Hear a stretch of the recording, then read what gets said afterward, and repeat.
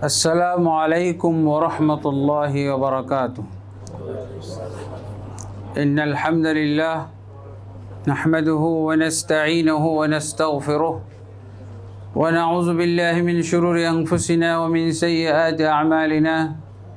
من يهده الله فلا مضل له ومن يضلل فلا هادي له، وأشهد أن لا إله إلا الله وحده لا شريك له، وأشهد أن محمدًا عبده ورسوله. أما بعد فإن خير الحديث كتاب الله، وخير الهدي هدي محمد صلى الله عليه وسلم، وشر الأمور محدثاتها، وكل محدثة بدعة، وكل بدعة ضلالة، وكل ضلالة في النار. أما بعد فأعوذ بالله من الشيطان الرجيم. يا أيها الذين آمنوا كتب عليكم الصيام كما كتب على الذين من قبلكم لعلكم تتقون. وقال سبحانه: شهر رمضان الذي أنزل فيه القرآن هدى للناس وبينات من الهدى والفرقان، فمن شهد منكم الشهر فليصم، إلى آخر الآية. وقال النبي صلى الله عليه وسلم: من صام رمضان إيمانا واحتسابا غفر له ما تقدم من ذنبه، ومن قام رمضان إيمانا واحتسابا غفر له ما تقدم من ذنبه. متفق عليه. الحمد لله। আল্লাহ তাবারক ওয়া তাআলার অসংখ্য অগণিত তারিফাত, সানা এবং শুকরিয়া যে আল্লাহ তাবারক ওয়া তাআলা আমাদেরকে ইয়ন গ্রুপের তত্ত্বাবধানে এবং কর্মকর্তাদের আগ্রহে এবং তাদের যত্নে এরকম একটা সুন্দর ইফতার মাহফিল অনুষ্ঠান আয়োজিত হয়েছে। এই জন্য আল্লাহ তাবারক ওয়া তাআলার প্রশংসা করি, আলহামদুলিল্লাহ রাব্বিল আলামিন। এবং যারা এই আয়োজন করেছেন তাদের জন্য শুকরিয়া আদায় করি। আল্লাহ তাবারক ওয়া তাআলা এই রমজান মাসে আমাদের যাবতীয় সৎ আমলকে যেন তিনি নিজ অনুগ্রহে ইখলাসের সাথে কবুল করেন। আল্লাহুম্মা আমিন। আলহামদুলিল্লাহ। রাসূলুল্লাহ সাল্লাল্লাহু আলাইহি ওয়াসাল্লামের একটি হাদিসের দিকে ইঙ্গিত করে আমার আলোচনা শুরু করব। রাসূলুল্লাহ সাল্লাল্লাহু আলাইহি ওয়াসাল্লাম বলেছেন, মুসলিম শরীফের হাদিস, মাল্লাম ইয়াহতাম বিআমরিল মুসলিমিন ফালাইসা মিন্নি, আও কামা ক্বালা রাসূলুল্লাহ সাল্লাল্লাহু আলাইহি ওয়াসাল্লাম। আল্লাহ রাসূল সাল্লাল্লাহু আলাইহি ওয়াসাল্লাম বলছেন, যে ব্যক্তি আমার উম্মত মুসলিম উম্মতের গুরুত্ব প্রদান করবে না, তাদের ব্যাপারে মাথা ঘামাবে না, তাদের ব্যাপারে চিন্তা ভাবনা করবে না, তাদের যত্ন নেবে না, ফালাইসা মিন্নি, সে আমার উম্মতের অন্তর্ভুক্ত নয়। আমার মনে হয় এইরকম একটা এই হাদিসের আলোকে এবং এই অনুভূতি থেকে যে একজন মুসলিম আর একজন মুসলিমের প্রতি যে হক আছে, বিশেষভাবে যে দায়িত্ব আছে, এই দায়িত্বানুভূতি থেকেই এরকম একটা আয়োজন করা হয়েছে। আল্লাহ তাবারক ওয়া তাআলা আমাদেরকে নিজেদের ব্যাপারে এবং অন্যান্য মুসলিম নর নারীর দিন শিক্ষার ব্যাপারে যত্নবান হওয়ার এবং গুরুত্ব দেওয়ার আল্লাহ তাবারক ওয়া তাআলা তৌফিক দান করুন। আল্লাহুম্মা আমিন। আমরা আজকে যেই বিষয়ে আলোচনা হবে সেটা অলরেডি আমরা শুনেছি, জেনেছি, রমজান এবং রমজান পরবর্তী করণীয়। এখানে যদিও আমরা উল্লেখ করেছি যে করণীয়, এখানে কিছু বর্জনীয় বিষয় আছে। করণীয়র সাথে সাথে বর্জনীয় বিষয়গুলো অটোমেটিক্যালি চলে আসে, এবং করণীয় বিষয়গুলো ততক্ষণ পর্যন্ত গুরুত্ব পাবে না যতক্ষণ পর্যন্ত আমরা বর্জনীয় বিষয়গুলো গুরুত্ব সহকারে না জানব এবং সেগুলো থেকে বিরত না থাকব।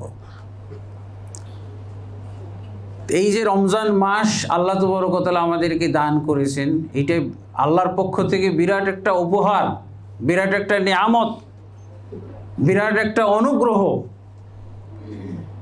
কারণ এই রমজান মাসের এত পরিমাণ খাইর বরকত এবং কল্যাণ মঙ্গল আল্লাহ তাবারক ওয়া তাআলা দিয়েছেন এবং এই মাসটাকে সাজিয়েছেন, যে আসলে আমরা যদি এই কল্যাণের দিকগুলো উপলব্ধি করতে পারি এবং সেগুলো যদি আমরা আহরণ করতে পারি, তাহলে আমরা ইহকাল এবং পরকালে ধন্য হতে পারব।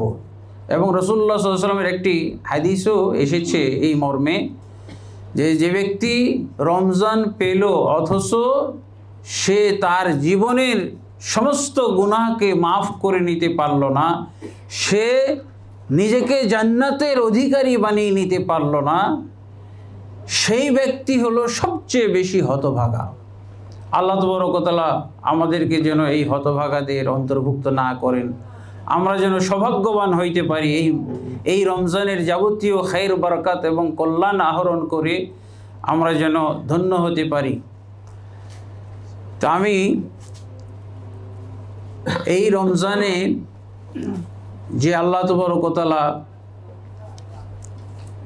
আমাদের জন্য কল্যাণময় কিছু ব্যবস্থা রেখেছেন, আমল এবং ইবাদতের আল্লাহ তাবারক ওয়া তাআলা যে ব্যবস্থা দিয়েছেন বা সাজিয়েছেন, তার কিছু আলোচনা করার চেষ্টা করব ইনশাআল্লাহ। রমজানের যে বিশেষ আমল, সেটা হলো ইসলামের 5টি ফরজের একটি ফরজ আমল হলো এই রমজান মাসের। পুরো একটি মাস আল্লাহ বরাদ্দ করেছেন ইসলামের 4র্থ ফরজ পালন করার জন্য। আমরা সবাই জানি যে ইসলামের 5টি ফরজ, মৌলিক ফরজ বা রুকন বা পিলার, এইভাবে আমরা জানি, এবং সহিহ বুখারী মুসলিমের মধ্যে এইভাবে এসেছে হাদিস। তো রমজানের সিয়াম হচ্ছে একটি ফরজ, আর সেটা হলো ইসলামের 4র্থ ফরজ। এই 4র্থ বলার একটা কিন্তু মর্ম আছে। 4র্থ বলার মর্মটা হলো এই, যে আগে যে 3টা ফরজ উল্লেখ হয়েছে সিরিয়ালে, 1 নম্বর কালেমা শাহাদাতু আল্লা ইলাহা ইল্লাল্লাহ, 2 নম্বর হলো 5 ওয়াক্ত সালাত, 3 নম্বর হলো যাকাত, এরপরে 4র্থ নম্বরে হলো সিয়ামে রমাদান। এই সিয়ামে রমজান 4র্থ ফরজ, এর মর্ম হচ্ছে, এর দাবি হচ্ছে, যারা এই ফরজ আদায় করার জন্য প্রস্তুত হবে তাদেরকে আগের 3টা ফরজ কমপ্লিট করতে হবে। আমাদের সমাজে এরকম মুসলমান দেখা যায় যে তাদের আগের 3টার খবর নাই। কালেমার কোনো আমল দেখা যায় না। এই কালেমার আমল না থাকার কারণে দেখা যাচ্ছে কি আমাদের সমাজে শিরক, বিদাত, কুফরি, নিফাকি পাওয়া যায়। মাজার, কবর, দরগা, দরবার, বিভিন্ন আস্তানা, তারপরে খানকা ইত্যাদি গড়ে উঠেছে, যেখানে কি শিরক আর বেদাত চর্চা হয়। তার মানে 1 নম্বর যেটা রোকন, সেটার আমল নাই, সেটার আমলের ক্ষেত্রে এরকম গ্যাপ, এরকম ত্রুটি। 5 ওয়াক্ত সালাত 2 নম্বর রুকুন, এটারও দেখা যাচ্ছে যে আমল আমাদের মুসলিম সমাজের মধ্যে নাই। 98% যদি বেনামাজি হয় তাহলে কিভাবে বলবো যে আমি 5 ওয়াক্ত সালাত আছে, কায়েম আছে? আল্লাহ তো কোরআনে বলছেন আকিমুস সালাহ, সালাত কায়েম করো, যাকাত আদায় করো। 98% মুসলিম যদি যাকাত না কি বলে সালাত না আদায় করে, তাহলে কিভাবে আমরা এই চতুর্থ ফরজে যাব? কিভাবে? কালেমায় গ্যাপ, কালেমায় বাদ, 5 ওয়াক্ত সালাতও বাদ, তারপরে যাকাতের ব্যাপার তো আরও নৈরাশ্যজনক অবস্থা। যাকাত দিতে হবে, অনেক ধনাঢ্য ব্যক্তি জানেও না, মনে হয় শোনেও নেই, এরকম অবস্থা। বাংলাদেশে যতগুলোই ধনাঢ্য ব্যক্তি আছে, তারা যদি পুরোপুরিভাবে হিসাব নিকাশ করে যাকাত দিতেন, তাহলে আমাদের এই সমাজের চেহারাই পাল্টে যেত, আমাদের দেশের চেহারা পাল্টে যেত, আমাদের মানুষের চেহারা পাল্টে যেত, আমাদের জীবনযাত্রা অন্যরকম হইতে পারত। কিন্তু আমরা যাকাত সম্পর্কে বুঝিও না। তাহলে এই হলো তৃতীয় ফরজ। এরপরে আসতেছে চতুর্থ ফরজ, হলো সিয়াম। আমি এই সিরিয়াল বলার উদ্দেশ্য হলো এটা যে অবশ্যই মুসলিমদেরকে 5টা রুকুন, 5টি মৌলিক ফরজ যথাযথভাবে আদায় করতে হবে। এখন আমরা এই সিরিয়ালের কারণে বলতে পারি, যাদের কালেমা ঠিক নেই তাদের এই রমজানের সিয়ামের নিয়ে কোনো মাথা ব্যথার দরকার নেই। আছে, করেও তো লাভ নাই। আবু বকর রাদিয়াল্লাহু আনহু তৃতীয় ফরজ কি? যাকাত। এই ফরজ আদায় করবে না। কিছু মুসলমান তারা গবেষণা করলো যে যাকাত তো একটা সময়ের জন্য ছিল, তারা একটা ইজতিহাদ করলো যে যাকাত তো এই জন্য ফরজ করা হয়েছিল যে মক্কা থেকে যারা হিজরত করে মদিনায় আসছিল, তারা তো সহায় সম্পদ, ভিটেমাটি, তাদের জায়গা জমি সব কিছু ছেড়ে আসছে। এই জনগোষ্ঠীটাকে টার্গেট করে যাকাত ফরজ হয়েছিল। এই হলো যাকাত অস্বীকারীদের যুক্তি ছিল। এখন তো তারা স্বাবলম্বী, এতগুলো জিহাদ, মক্কা বিজয়, আরও হুনাইন, বিপুল পরিমাণ গনিমতের মাল ভাগ পেয়ে এখন তো সবাই স্বাবলম্বী হয়ে গেছে। তারপরে সূরা তাওবার মধ্যে বলা হয়েছে মুহাম্মদ সাল্লাল্লাহু আলাইহি সাল্লামকে যাকাত কালেকশন করতে বলা হয়েছে, যাকাত আদায় করতে বলা হয়েছে। খুয মিন আমওয়ালিহিম সাদাকা তুতাহিরুহুম ওয়া তুযাক্কিহিম বিহা। হে মুহাম্মদ সাল্লাল্লাহু আলাইহি সাল্লাম, আপনি মুসলিমদের কাছ থেকে সাদাকা বা যাকাতের সম্পদ আপনি কালেকশন করেন, গ্রহণ করেন, আহরণ করেন, আর এর মাধ্যমে তাদেরকে আপনি পুত পবিত্র করেন। তো মুহাম্মদ সাল্লাল্লাহু আলাইহি সাল্লাম যাকাত নিতেন, উনি পবিত্র করবেন। এখন তো উনি নেই, উনি তো মৃত্যুবরণ করেছে।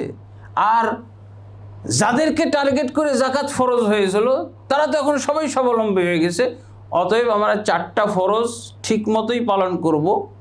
যাকাত বাদে যে 4টা ফরজ আছে, হজ সহ, তাহাজ্জুদ সহ, 5 ওয়াক্ত সালাত তো ছাড়ার প্রশ্নই ওঠে না। 5 ওয়াক্ত সালাত, তার আগে পিছে যাবতীয় সুন্নত নফল তারা ঠিক মতোই পালন করবে। খালি আপত্তি যে যাকাতটা দিব না, 2টা যুক্তি তাদের। একটা হলো সবাই স্বাবলম্বী হয়ে গেছে, আর একটা হলো যে মুহাম্মদ সাল্লাল্লাহু আলাইহি সাল্লামকে সম্বোধন করে বলা হচ্ছে আপনি যাকাতের সম্পদ তাদের থেকে আহরণ করেন আর আপনি তাদেরকে এর মাধ্যমে পবিত্র করেন। তো মুহাম্মদ সাল্লাল্লাহু আলাইহি সাল্লামের জায়গায় কাকে আমরা বসাবো? কে আমাদেরকে পবিত্র করবে? মুহাম্মদ সাল্লাল্লাহু আলাইহি সাল্লামকে লক্ষ্য করে বলা হয়েছিল। এই জন্য তারা যাকাত দিবে না বলেছিল। আবু বকর রাদিয়াল্লাহু বললেন যে তারা যদি যাকাত না দেয় তো ঠিক কাফেরদের বিরুদ্ধে যেভাবে যুদ্ধ করেছি আমরা, ঠিক এইভাবেই যুদ্ধ করব। এবং উনি একটা নিয়ম বলে দিলেন, লা উকাতিলান্না মান ফাররাকা বাইনাস সালাতি ওয়াজ যাকাত। অবশ্যই আমি যুদ্ধ করব তাদের বিরুদ্ধে যারা সালাত এবং জাকাতের মধ্যে পার্থক্য করবে। পার্থক্যটা কিভাবে? সালাত পড়বে, 5 ওয়াক্ত সালাত পড়বে, তাহাজ্জুদও পড়বে, সুন্নত নফল সবই পড়বে, কিন্তু জাকাতটা দিবে না। পার্থক্য হয়ে গেল না? দুটাই যদি আদায় করে তাহলে পার্থক্য নাই, দুটাই ফরজ সমানভাবে আদায় করবে। কিন্তু যদি তারা পার্থক্য করে যুদ্ধ হবেই হবে। তারপরে তো ওমরের মতো ব্যক্তি, তারও বুঝে আসতেছে না যে আবু বকর এত কঠোর কেন। কালেমার ফজিলতের হাদিসগুলো সব উপস্থিত করে দিলেন। মান ক্বালা লা ইলাহা ইল্লাল্লাহ দাখালাল জান্নাহ, মান শাহিদা লা ইলাহা ইল্লাল্লাহ দাখালাল জান্নাহ, মান কানা আখিরু কালামি লা ইলাহা ইল্লাল্লাহ দাখালাল জান্নাহ। হে আবু বকর, আপনি কি বলছেন? যুদ্ধ করবেন? ওরা তো মুসলিম। আল্লাহ রসুল বলে গেছেন যে যে ব্যক্তি লা ইলাহা ইল্লাল্লাহ পড়বে, যে ব্যক্তি লা ইলাহা ইল্লাল্লাহ সাক্ষ্য দিবে, সে জান্নাতে যাবে, সে জান্নাতি। আর আপনি তাদের বিরুদ্ধে যুদ্ধ করতে চান? তখন উনি আরো কড়াভাবে বললেন, কি বললেন? ওয়ালাউ মানাউনি ইকালান লাকাতালতুহুম আলাই। কি বলছো? তারা যদি যাকাত আদায় না করে যুদ্ধ তো করবই তাদের সাথে, এমনকি ওই যাকাতের পশু গরু, উট, ছাগল এর সাথে যে রশিটা দেওয়া হয়তো, এই রশিটাও যদি তারা না দেয় তারপরও যুদ্ধ করা হবে। কেউ কেউ বলছে একালের অর্থ হলো একটা বাচ্চা যদি যাকাতের সম্পদ থেকে একটা বাচ্চাও যদি কম দেয় তারপরও তাদের বিরুদ্ধে যুদ্ধ করব, জিহাদ হবে। আবু বকর ওমর ইবনে খাত্তাব রাদিয়াল্লাহু আনহুকে আরেকটা ধমক দিয়ে দিলেন, আজাব্বারুন ফিল জাহিলি ওয়া খুওয়ারুন ফিল ইসলাম রাজাউতু নুসরাতাকা ওয়া আতাইতা বিখুদলানিকা। এই ওমর, তুমি জাহেলি যুগে ছিলে বাঘের মতো, এত তুমি সাহসী ব্যক্তি, অথচ তুমি ইসলামে এরকম ভেড়া সেজে গেলে কেন? রাজাউতু নুসরাতাকা ওয়া আতাইতা বিখুদলানিকা, তোমার কাছে আমি সহযোগিতা চেয়েছিলাম আর তুমি অসহযোগিতার বার্তা আমাকে শুনাইতেছো। জেনে রেখো, তোমরা যদি কেউ তাদের বিরুদ্ধে যুদ্ধ না করো, আমি আবু বকর রাদিয়াল্লাহু একাই করব, একাই যুদ্ধ করব। তারপরে ওমর ইবনে খাত্তাব রাদিয়াল্লাহু চিন্তা করা শুরু করলেন, কেন এত দৃঢ়, কেন এত উনি অটল? পরে তিনি বুঝলেন, লাকাদ শারাহা আল্লাহু সাদরা আবি বকর লিল ইসলাম। তিনি বলছেন যে আমি পরে গবেষণা করে দেখলাম যে আল্লাহ আসলেই ইসলামকে হেফাজত করার জন্যে আল্লাহ তাবারক ওয়া তাআলা আবু বকর রাদিয়াল্লাহু আনহুর সিনাকে খুলে দিয়েছেন। এইভাবে যদি এক এক যুগে এক একটা করে রোকন বাদ দিতে থাকে যুক্তি দিয়ে দিয়ে, তাহলে তো ইসলামই থাকবে না এক সময়, অবশ্যই। তারপরে তো আবু বকর রাদিয়াল্লাহুর সাথে গোটা সাহাবার গোষ্ঠী মানে ঐক্যমত পোষণ করলেন এবং যুদ্ধ হলো।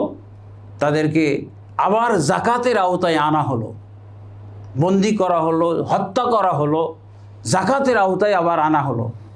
এই সব হাদিসকে কেন্দ্র করে আমাদের ভারতবর্ষের একজন আলেম লিখছেন, আবুল হাসান নাদভী, একটা কিতাব লিখছেন। কিতাবটার নাম আরবিতে লিখছেন কি, রিদ্দাতুন ওয়ালা আবু বকরিল্লাহ। আমাদের সমাজে মুরতাদের অভাব নাই, কিন্তু আবু বকরের অভাব পড়ে গেছে, আবু বকরের অভাব। আল্লাহ তাবারক ওয়া তাআলা আমাদেরকে বুঝার তৌফিক দান করুন। এই হলো সিয়ামে রমাদানের সিরিয়াল চতুর্থ ফরজ হওয়ার এই ব্যাখ্যাটুকু আমি করলাম। এরপরে কথা হলো যে আল্লাহ তাবারক ওয়া তাআলা যে আমাদেরকে সৃষ্টি করেছেন তার ইবাদতের জন্য, যেটা আমরা জানি, প্রায় শুনি, সূরা জারিয়াতের 56 নম্বর আয়াত। এই ইবাদতের দুইটা ধারা, দুইটা অবস্থা, একটা হলো করণীয় আর একটা হলো বর্জনীয়। দুইভাবে ইবাদত হবে এবং সমানভাবে, বরং বর্জনীয়টাকে বেশি গুরুত্ব দেওয়া হয়েছে, বর্জনীয়টাকে বেশি গুরুত্ব দেওয়া হয়েছে। এই জন্য তো আমাদের কালেমার মধ্যে কি আছে, লা ইলাহা, আগে বর্জনীয় দিকটা আছে, লা ইলাহা ইল্লাল্লাহ, নেই আল্লাহ ব্যতীত প্রকৃত কোনো মাবুদ, একমাত্র আল্লাহ, আগে নেই, আগে বর্জনীয়, আগে বাদ দিতে হবে। এবং আমাদের এই গোটা সিয়ামটাই, রমজান মাসের যে সিয়াম, এই সিয়ামটা হলো বর্জনীয় ইবাদত, করণীয় নাই। আপনি খাবেন এখন, এটা তো খাওয়া, নাকি আমি বাদ দিব? এই যে আমার সামনে পানি রাখা, খানা রাখা, কি করব আমি? সিয়ামটা কিভাবে হবে? এই গোটা 29 বা 30 দিন যে সিয়াম আমরা পালন করছি, এই ইবাদতটা হচ্ছে বর্জনীয় ইবাদত। বর্জনের মাধ্যমে এই ইবাদতটা সংগঠিত হবে, ইবাদত অর্জিত হবে বর্জন করার মাধ্যমে। গোটা ফরজটাই 30 দিন বা 29 দিন, এর মূল জিনিসটাই হলো বর্জন করা। এবং সিয়াম শব্দের অর্থ আপনি যদি ডিকশনারিতে দেখেন, তাহলে এর অর্থ হলো বিরত থাকা। বিরত থাকা, করব না, এই করব নার মাধ্যমে এই ইবাদত হবে। তা কি করব না? এই যে সুবে সাদেক থেকে সূর্যাস্ত পর্যন্ত খালি বর্জন করার মাধ্যমে এটা ইবাদত। নিয়ত হবে ইবাদতের উদ্দেশ্যে এই বর্জন, খানা বর্জন, পানি বর্জন, যৌন সম্ভোগ বর্জন। কিন্তু এগুলো আমরা সবাই জানি যে হালাল জিনিস। হালালগুলোকে আল্লাহ বর্জনীয় করে দিয়েছেন। হালাল জিনিসগুলোকে বর্জনীয়, নিষেধ করে দিয়েছেন। এই বর্জনীয়র মাধ্যমে, নিষেধের মাধ্যমে আল্লাহর উদ্দেশ্য হলো যেগুলো স্থায়ী হারাম, সেগুলো থেকে যেন আমরা বিরত থাকতে পারি। এগুলো তো স্থায়ী হারাম না। ফজরের আজান দিয়েছে তখন থেকে এগুলো খাওয়া হারাম। আবার যখন সূর্য ডুববে তখনই কিন্তু হালাল হয়ে গেল। কিন্তু সুদ খাওয়া, অনেক হতভাগা মুসলমান আছে হালালগুলো থেকে বিরত থাকছে, কিন্তু এই যে খানা, পানি, যৌন সম্ভোগগুলো থেকে বিরত থেকে দিব্যি মিথ্যা কথা বলে চলেছে, মিথ্যা কসম করে চলেছে। আর এগুলো থেকে বিরত থাকার অভ্যাস করার জন্য এই যে জুস আমাকে হারাম করা হয়েছে, এই পানি হারাম করা হয়েছে, রকমারি খাদ্য, লোভনীয় খাদ্য সামগ্রী আমার জন্য হারাম করা হয়েছে। কিন্তু আমি খানা পানি বাদ দিয়ে সুদ ঠিকই খাচ্ছি, চালু আছে সুদ। ক্ষুধার্ত অবস্থায় হয়তো বা তাকে ব্যাত মারলো, সে জুস খাবে না, কিন্তু তাকে কে ব্যাত মেরে, কে তাকে শাস্তি দিয়ে সুদ খাওয়াচ্ছে? সুদ কবে হালাল হইল? ঘুষ কবে হালাল হইল? সিয়াম রেখে আমরা এগুলো সবই চালাইতেছি। মাপে কম দেওয়া, ভেজাল মিশানো, মিথ্যা কথা বলা, ওয়াদা ভঙ্গ করা, চুক্তি ভঙ্গ করা, মানুষকে ঠকানো, প্রতারণা করা, এগুলো তো সব দিব্যি চলতেছে। কি এই যে শুধু হালাল জিনিসগুলো থেকে বিরত থাকছি, হারামগুলো আগের মতোই চালু আছে। এটাই আল্লাহ তাবারক ওয়া তাআলা বলছেন, ইয়া আইয়ুহাল্লাযীনা আমানু কুতিবা আলাইকুমুস সিয়াম কামা কুতিবা আলাল্লাযীনা মিন ক্বাবলিকুম লাআল্লাকুম তাত্তাকুন। হে ঈমানদারগণ, তোমাদের উপরে সিয়াম ফরজ করা হয়েছে যেভাবে তোমাদের পূর্ববর্তীদের উপরে ফরজ করা হয়েছিল, লাআল্লাকুম তাত্তাকুন, যাতে তোমরা তাকওয়া অর্জন করতে পারো। তাকওয়া অর্জন, তাকওয়া হলো ইবাদতের সর্বোচ্চ শিখর। তাকওয়া হচ্ছে আল্লাহর ভয়ে আল্লাহর আদেশগুলো পালন করা, আল্লাহর ভয়ে আল্লাহর নিষেধাজ্ঞাগুলো থেকে বিরত থাকা, এইটার নাম হলো তাকওয়া। আর এইটাই যদি আমরা করতে, তাকওয়া মানে আল্লাহ ভীরুতা। আল্লাহ ভীরুতার অর্থ আমরা মনে করি যে মনে হয় এটা দুর্বলদের কাম। আল্লাহ ভীরুতা হলো সবচেয়ে শক্তিশালী ব্যক্তিদের কাজ। রাসূলুল্লাহ সাল্লাল্লাহু আলাইহি ওয়াসাল্লাম এত আল্লাহ ভীরু ছিলেন যে উনি বলছিলেন যে তোমাদের মধ্যে আমি সবচেয়ে আল্লাহ ভীরু ব্যক্তি। ওয়াল্লাহি লা ইন্নী আখশাকুম লিল্লাহি ওয়া আতকাকুম লাহু। আল্লাহর কসম করে বলছি যে আমি সেই ব্যক্তি যে ব্যক্তি আল্লাহকে সবচেয়ে বেশি ভয় করে। তাকওয়া পরায়ণ বান্দা একমাত্র আমি,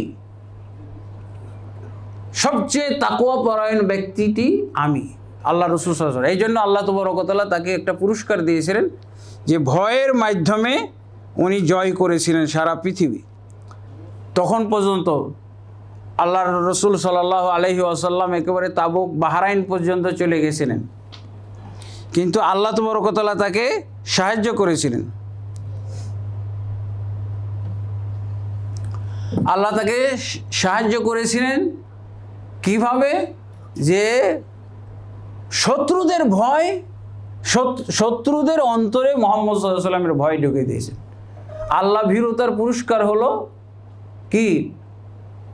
কাফেরদের অন্তরে, মুসলমানদের শত্রুদের অন্তরে আল্লাহ ভয় ঢুকাই দিবেন। এবং কিভাবে ভয়টা ঢুকাইছিলেন আল্লাহ রসুল বর্ণনা দিয়েছে, নুসিরতু বির-রু'বি মাসিরাতা শাহর। আল্লাহ তাবারক ওয়া তাআলা আমাকে কাফেরদের 1 মাসের পথের ব্যবধান থেকে কাফেরদের অন্তরে আমার আতঙ্ক ঢেলে দেওয়ার মাধ্যমে আল্লাহ আমাকে তাদের বিরুদ্ধে সাহায্য করেছে। আল্লাহ রসুল সাল্লাল্লাহু আলাইহি ওয়াসাল্লাম কিছু কিছু যুদ্ধের ব্যাপার আছে, সেখানে যাইতে 1 মাস সময় লাগবে, অথচ তারা সংবাদ পেয়েই স্যারেন্ডার করে বসে আছে। না, মুহাম্মদ সাল্লাল্লাহু আলাইহি ওয়াসাল্লামের বিরুদ্ধে যুদ্ধ না, হবে না। অথচ আমাদের মুসলমানদের আজকে এইটা সমস্যা। আল্লাহ ভীরুতা আমার অন্তরে নাই, বা শত্রুদের ভয় আমার অন্তরে পরিপূর্ণ হয়ে গেছে। ব্যক্তি জীবনে, সামাজিক জীবনে, আমরা রাষ্ট্রীয় জীবনে এই ভয় চর্চা করে চলেছি, অথচ একমাত্র আল্লাহকে ভয় করা উচিত ছিল। আর আল্লাহকে ভয় করলে আপনার দুনিয়া এবং আখেরাত সব সুন্দর হয়ে যাবে, সব জান্নাতের পরিবেশে পরিণত হয়ে যাবে। আল্লাহর ভয়। তাহলে তো এই সিয়ামটা হলো বর্জনযোগ্য ইবাদত। এখানে দেখেন করণীয় কিছু নাই, এই ফরজটা, গোটা ফরজটাই আদায় হচ্ছে বর্জনীয় জিনিস থেকে বিরত থাকার মাধ্যমে। এখানে করার কিছু নাই। আরেকটা ফরজ আছে, সেটা হলো জাকাত বা জাকাতুল ফিতর। এই দুইটা হলো এই মাসের ফরজ, বিশেষ ফরজ। আর বাকি ফরজ, সালাত তো আগের মাসেও ফরজ, পরের মাসেও ফরজ, সব সময় ফরজ, তাই না? কিন্তু এটা করতেই হবে। আমরা সিরিয়ালের ব্যাখ্যা এটা প্রমাণ করেছি। এরপরে আল্লাহ তাবারক ওয়া তাআলা এই সিয়াম নামক ইবাদতটাকে সৌন্দর্য মণ্ডিত করেছেন, ডেকোরেশন করে দিয়েছেন কিছু নফল ইবাদত দিয়ে। মূল ইবাদতটা হলো সিয়াম, বিরত থাকার ইবাদত। আর আনুষঙ্গিক যে সমস্ত ইবাদত এই মাসে আল্লাহ জড়িত করেছেন এবং জড়িত করে এই মাসটাকে সৌন্দর্যমণ্ডিত করেছেন, সিয়ামে রমাদানকে সৌন্দর্যমণ্ডিত করেছেন, সেগুলো হলো সব নফল ইবাদত। যেমন কিয়ামে রমাদান, আল্লাহ রাসূল সাল্লাল্লাহু আলাইহি ওয়াসাল্লাম বলছেন, মান সামা রমাদান ঈমানান ওয়া ইহতিসাবান গুফিরা লাহু মা তাকাদ্দামা মিন যামবি। যে ব্যক্তি রমজানের সিয়াম পালন করে, রোজা রাখে, ঈমানের সাথে এবং ইহতিসাবের সাথে। ঈমানের সাথে অর্থ হলো এটা আল্লাহ ফরজ করেছেন, আল্লাহর আদেশ মানার জন্য আমি এই ফরজ পালন করছি। এই জন্য না যে সমাজের সাথে একাত্মতা পোষণ করে। অনেকেই মনে করছে যে না, আজকে যেমন আজকে ইফতারি আছে, আজকের রোজাটা রাখি, ইফতার মাহফিলে যাব যখন। এটা কি সামাজিকতা? আল্লাহর বিধান, আল্লাহ ফরজ করেছেন, আদেশ করেছেন, এটা এই জন্য আমি পালন করছি। যদি আপনি অন্য কোনো উদ্দেশ্যে পালন করেন, তাহলে এই সিয়াম কিন্তু শিরকে রূপান্তরিত হয়ে যাবে। যেমন একটা হাদিস আমরা জানি, আল্লাহ রাসূল সাল্লাল্লাহু আলাইহি ওয়াসাল্লাম বলছেন, যে ব্যক্তি নামাজ পড়ে দেখানোর জন্য, এটা নামাজ নয়, নিশ্চিত এটা শিরকি কাজ। যে ব্যক্তি সিয়াম পালন করে, রোজা রাখে দেখানোর জন্য, এটা কোনো সৎ কাজ নয়, নিশ্চয় এটা শিরকি কাজ। যে ব্যক্তি দান করে দেখানোর জন্য, এটি কোনো সৎ কাজ নয়, নিশ্চয় এটা শিরকি কাজ। কি বোঝা গেল? সিয়াম একমাত্র আল্লাহকে রাজি খুশি করার জন্য, পরকালীন স্বার্থে করতে হবে, এই তবে এটা ইবাদত হবে। আর যদি সামাজিক কোনো উদ্দেশ্যে, বয়স হয়ে গেছে, যদি আমি দিনের বেলা খাই তো কি বলবে, দাড়ি রাখছি যদি খাই তাহলে কি বলবে, এসব লজ্জা ঢাকার জন্য, সামাজিকতা রক্ষার জন্য হলে হবে না। ঈমান আন, এই জন্য ঈমান সহকারে সিয়াম পালন করতে হবে। ওয়াহতিসাবান, এবং দুনিয়ায় কোনো পুরস্কার নয়, এই রমজানের আমরা পুরস্কার, এই সিয়ামের আমরা পুরস্কার চাই কোথায়? আখিরাতে। এবং আল্লাহ তাবারক ওয়া তাআলা যে পুরস্কার দান করবেন সেটা হলো আনলিমিটেড। অন্যান্য ইবাদত, অন্যান্য সৎ আমলের কিন্তু নেকির হিসাবটা আমাদের জানা আছে। আমরা জানি যে একটা নেকি করলে আল্লাহ তাবারক ওয়া তাআলা তার অনুগ্রহে 10 লিখে দেন, 10কে আবার বৃদ্ধি করে 700 পর্যন্ত আল্লাহ তাবারক ওয়া তাআলা বাড়িয়ে লেখেন আমলনামায়। আল্লাহু আকবার। ইল্লা সওম, কিন্তু রোজা ব্যতীত এই রোজার পুরস্কারটা আল্লাহ তাবারক ওয়া তাআলা নিজে দান করবেন কিয়ামতের দিন। আল্লাহু আকবার। এবং আল্লাহ যেটা নিজ হাতে দান করবেন, এটা কি 700 হবে? কি হবে? 7000 হবে? 7 লাখ হবে? এইটার কোনো মূল্যায়ন করারই ক্ষমতা নাই আমাদের, এটা আনলিমিটেড। বরং সূরা জুমারের 10 নম্বর আয়াত এই জায়গাতে ব্যাখ্যা করা হয় কি, ইন্নামা ইউওয়াফাস সাবিরুনা আজরাহুম বিগাইরি হিসাব, নিশ্চয়ই ধৈর্যশীলদেরকে আল্লাহ যে সওয়াব দান করেন সেটা হলো আনলিমিটেড। আর এই সিয়ামটা হলো পুরাটাই ধৈর্যের উপরে নির্ভরশীল একটা ইবাদত। যার ধৈর্য নাই সে সিয়াম পালন করতে পারবে না। এবং ধৈর্য 3 ধরনের হয়ে থাকে, একটা হলো ইবাদতের উপরে ধৈর্য ধারণ করা, আর একটা হলো পাপ কাজ থেকে বিরত থাকার মাধ্যমে ধৈর্য ধারণ করা। অনেক পাপ আছে আকর্ষণীয়,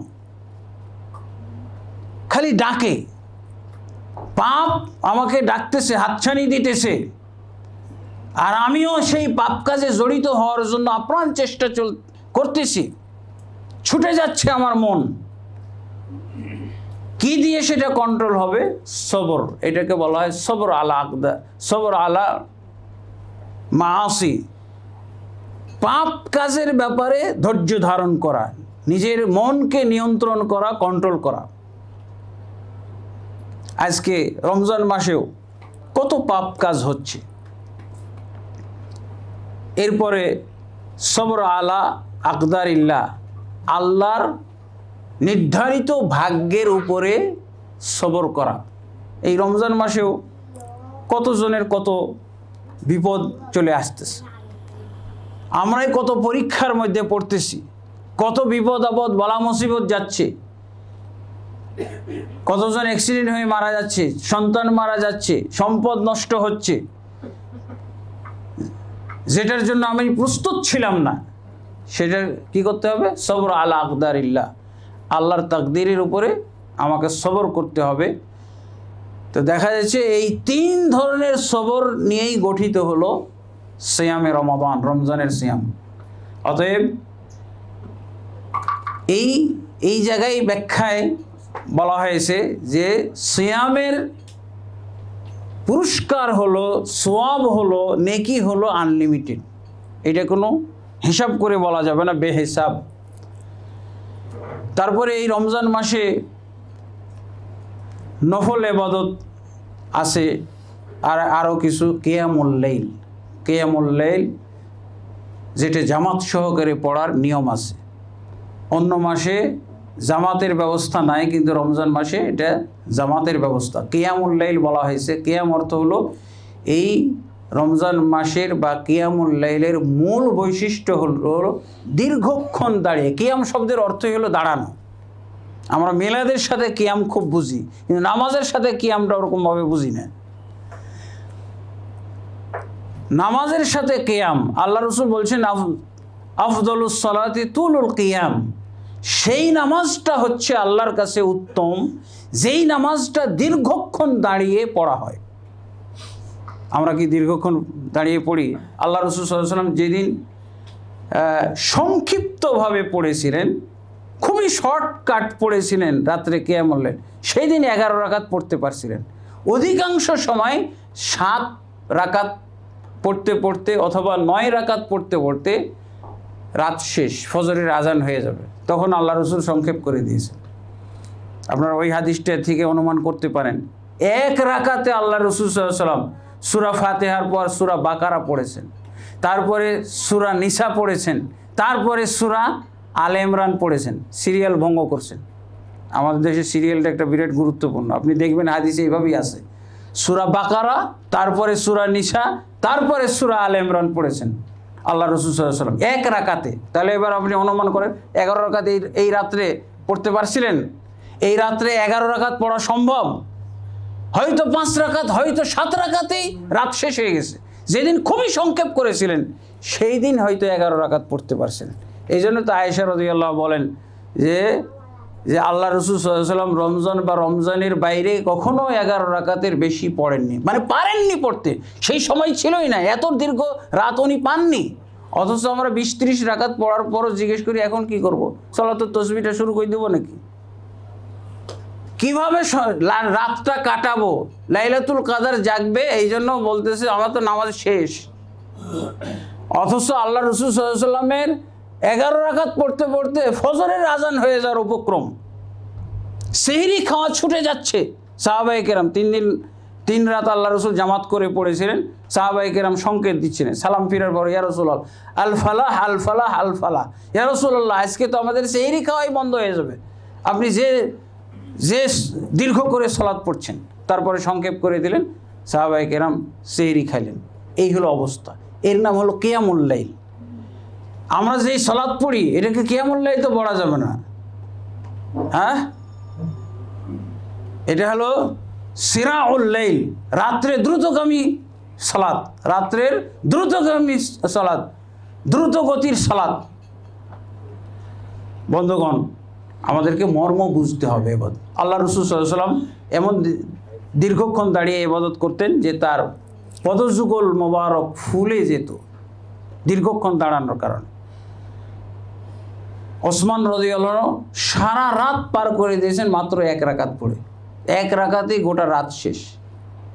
এইভাবে মানে এই নামাজটার, রমজানের যে কিয়ামুল লাইল, সাহাবায়ে কেরাম জামাতে সালাত পড়তেন, লাঠি নিয়ে যাইতেন, আর দাঁড়িয়ে অনেকেই দাঁড়িয়ে থাকতে পারতো না লাঠির ভরে,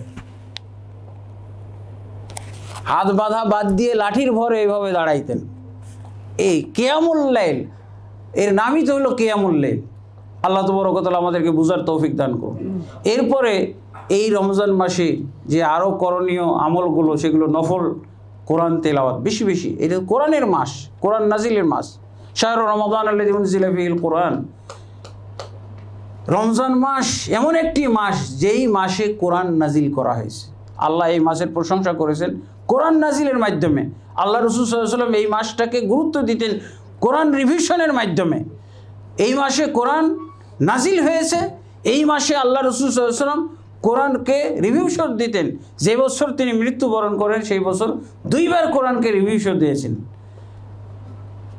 এবং এইটা কোরআনের মাস হওয়ার কারণে অনেকে অন্যান্য নফল ইবাদত বাদ দিয়ে দিতেন, এমনকি মানুষের সাথে কথাবার্তাও বন্ধ করে দিতেন, প্রয়োজনীয় কথা ছাড়া বলতেন না, একমাত্র আল্লাহর সাথেই কথা। কোরআন মানে, কোরআন পড়া মানে আল্লাহর সাথে কথা, কালামুল্লাহ, আল্লাহর সাথে কথা। তো আমাদেরকে এই কোরআন তেলাওয়াতটা এই রমজান মাসে বাড়াইতে হবে। আর আপনারা তো জানেন যে এই রমজানের কারণে অন্যান্য সমস্ত ইবাদতের উপর একটা প্রভাব পড়ে। প্রভাবটা কি? যেমন একটা সহিহ হাদিসের মধ্যে এসেছে, আল উমরাতু ফি রমাদান তা'দিলু হাজ্জাতান, রমজান মাসে উমরা পালন করলে হজের নেকি পাওয়া যায়। আরেক বর্ণনা আছে হাজ্জাতান মাই, আমার সাথে হজ পালন করার নেকি পাওয়া যায়। আলহামদুলিল্লাহ, আল্লাহু আকবার, সুবহানাল্লাহ। এই জন্য দেখা যায় যে এখন সৌদি আরবে এত পরিমাণ উমরা যাত্রীদের মানে উপস্থিতি যে এখন ভিসাই দিচ্ছে না। বাংলাদেশের আমার আজকে চলে যাওয়ার কথা, 3:30টায় ফ্লাইট ছিল, ভিসা পাই নাই।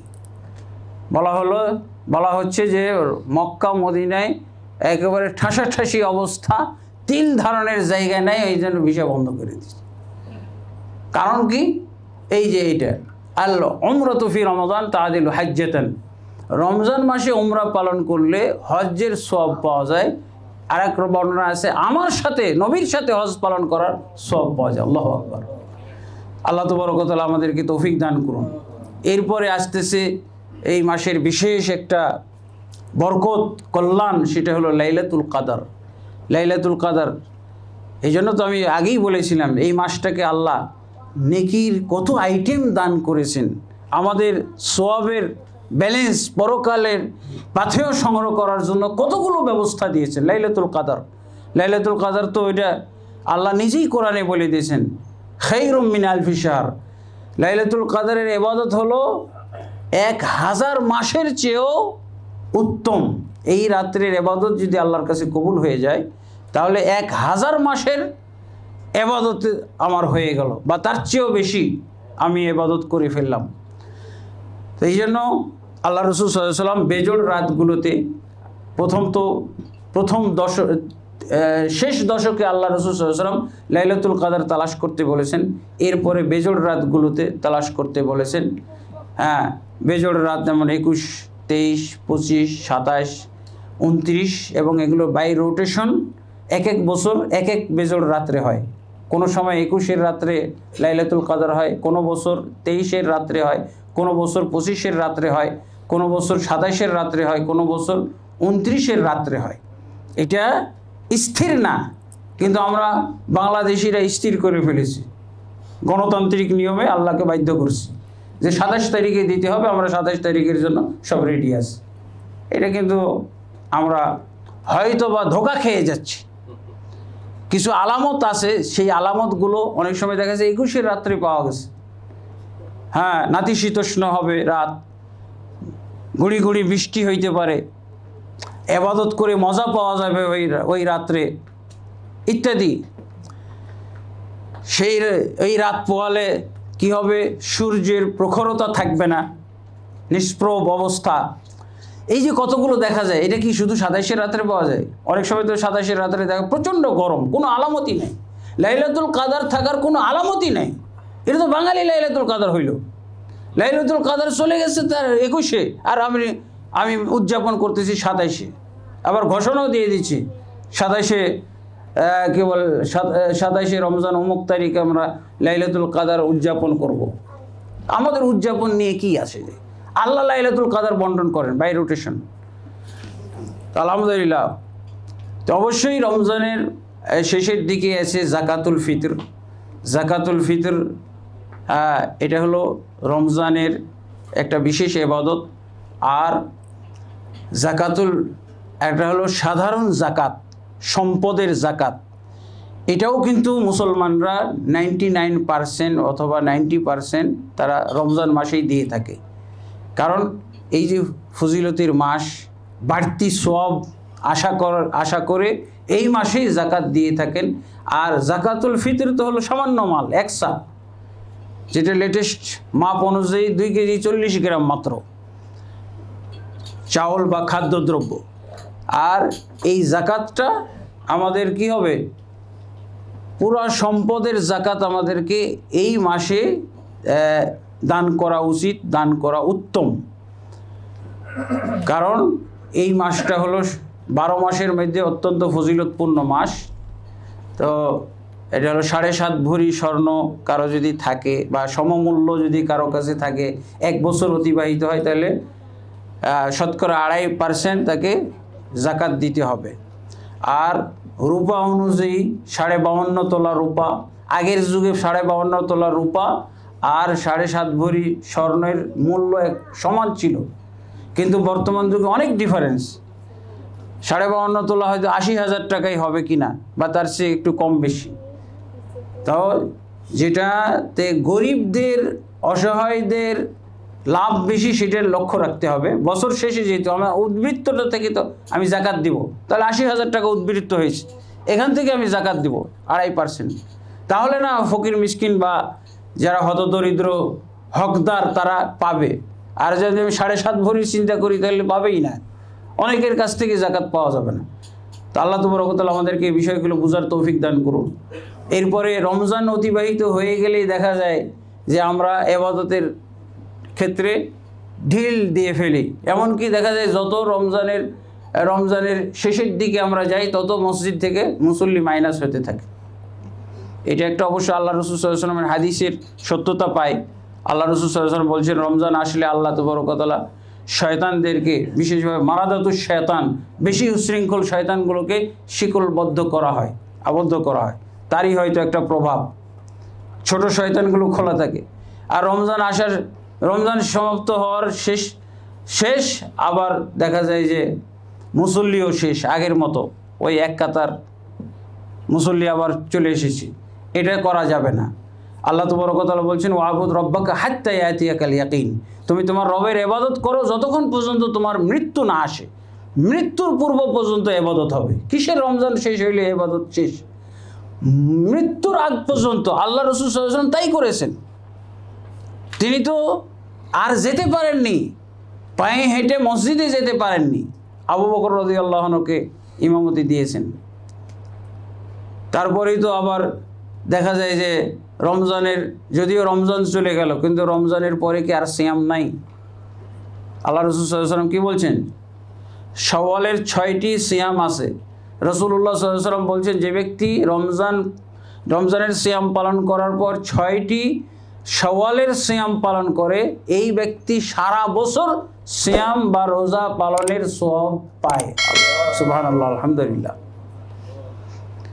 এরপরে তো গোটা বছর, তার মানে কি রমজান শেষ আপনার আর কিয়ামুল লাইল নাই। তাহাজ্জুদটা কি? কিয়ামুল লাইল। অবশ্যই কিয়ামুল লাইল আছে। সবচেয়ে উত্তম সালাত হলো ফরজ সালাতের পরে কিয়ামুল লাইল। এটা শুধু রমজানেরটা না, রমজানের বাইরে 12 মাস কিয়ামুল লাইল হলো ফরজ সালাতের পরে পরে উত্তম সালাত। আর ফরজ সিয়ামের পরে উত্তম সিয়াম হলো মুহররমের সিয়াম। মুহররমের এই যে আশুরার সিয়াম, তাসুআ 9-10 তারিখ, তারপরে সোমবার, বৃহস্পতিবার, তারপরে প্রতি মাসের তিন দিন সিয়াম পালন করা, 13 যে তোমার মৃত্যু আসার পূর্ব পর্যন্ত ইবাদত চলবে। আর আল্লাহ রাসূল সাল্লাল্লাহু আলাইহি ওয়াসাল্লাম বলছেন ইন্নামাল আমালু বিল খাওয়াতিম, তোমার শেষ পরিণাম, শেষ অবস্থা অনুযায়ী ফলাফল লেখা হবে। কে কৃতকার্য, দুনিয়া থেকে কে সফলভাবে বিদায় হলো, তার শেষ আমল এটা বলে দিবে। তাহলে আপনি কিভাবে রমজানের ইবাদতের মাধ্যমে আপনি সমাপ্তি টেনেছেন? এটা তো হইতে পারে না। আপনাকে অবশ্যই মুসলিম অবস্থায় থাকতে হবে। আল্লাহ কি বলছেন? লা তামুতুন্না ইল্লা ওয়া আনতুম মুসলিমুন, খবরদার তোমরা মৃত্যুবরণ করবে না মুসলিম হওয়া ছাড়া। তার মানে সবসময় আমাকে মুসলিম অবস্থায় থাকতে হবে, তবেই আমি আল্লাহর কাছে সফলভাবে যেতে পারবো, কৃতকার্য হব। আল্লাহ তাবারক ওয়া তাআলা আমাদের এই রমজান মাসে, আজকে আমরা কত 18 নম্বর সিয়াম পালন করছি। হ্যাঁ, আমরা যাই করেছি এ পর্যন্ত, আল্লাহ তাবারক ওয়া তাআলা আমাদের এই সিয়াম, কিয়াম এবং আনুষঙ্গিক অন্যান্য ইবাদতগুলোর মধ্যে কোনো যদি ভুল ত্রুটি থাকে, সেই ভুল ত্রুটি যেন আল্লাহ মাফ করেন, এবং বাকি মাস যেন আল্লাহ তাবারক ওয়া তাআলা আরও সুন্দরভাবে আমাদেরকে এই মাসের ইবাদতগুলো পালন করার তৌফিক দান করেন। এবং রমজানের পরেও আল্লাহ তাবারক ওয়া তাআলা আমাদেরকে যতদিন আয়ু দান করেছেন, যতদিন হায়াত দান করেছেন, ততদিন যেন আমরা আল্লাহ তাবারক ওয়া তাআলার হক আদায় করে যেতে পারি এবং মুসলিম অবস্থায় যেন আমরা থাকতে পারি। আল্লাহ তাবারক ওয়া তাআলা সেই তৌফিক আমাদেরকে দান করুন, এবং সেইভাবে আল্লাহ তাবারক ওয়া তাআলা আমাদেরকে শক্তি এবং সামর্থ্য দান করুন। আল্লাহুম্মা আমিন। আস্তাগফিরুল্লাহ লি ওয়া লাকুম ওয়া লিসাইরিল মুসলিমিন ফাস্তাগফিরুহু ইন্নাহু হুয়াল গফুরুর রহিম।